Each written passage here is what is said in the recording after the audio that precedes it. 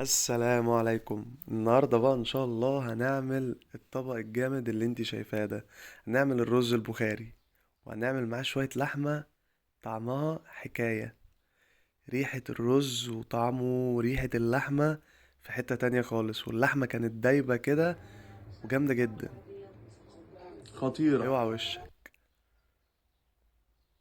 عايز اقول لكم ان الرز كان احلى من اللحمة بجد. يلا بينا نقول بسم الله وندخل على الطريقة. الاول عندنا هنجيب طاسة وهنديها معلقتين من السمنة ومعلقتين من الزيت. وبعد كده يا باشا هندي اللحمة بتاعتنا صدمة كده، هنقطعها مكعبات زي ما انت شايف. ننزل بقى بفصين من الحبهان وكبابة صيني وورق لوري. واول لما اللحمة بتاعتنا هتاخد صدمة كده وتاخد اللون اللي انت شايفاه ده، هنطلعها بقى وهنسيبها دلوقتي.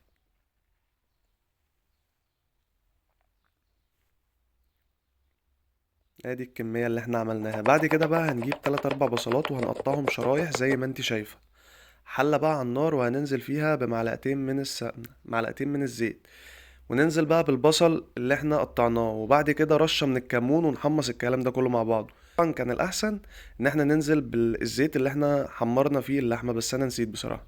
وبعد كده بقى الجزر بتاعنا هنبشره، أهم حاجة في الرز البخاري الجزر. هننزل بقى على البصل بعد ما البصل خد لون كده وهنحمصهم مع بعض. ننزل بمعلقتين من الصلصة وتلات أربع طماطمات مبشورين. وبعد كده بقى هنديله رشة من الملح ورشة من الفلفل الأسود ورشة من السبع بهارات. وهنديله بقى تقليبة، وبعد كده هنجيب اللحمة اللي احنا حمرناها اللي احنا ادينا لها صدمة، وهننزل فيها يا باشا على الخضار. وبعد كده بقى هنديها مية ونسيب اللحمة هتستوي. مية تكون كده من الكتل. وبعد كده هنجيب الرز بتاعنا بقى وهنغسله غسلة تمام. واول لما اللحمة بتاعتنا تكون استوت هننزل بقى بالرز. نظبط الملح بتاعه ونظبط المية. وغطي يا باشا، واتفرج بقى على الرز بعد ما ختم.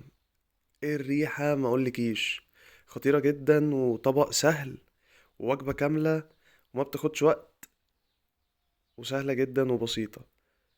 اللحمة جميلة وخدت راحتها في السوا، وكان طعمها خطيرة. حكاية.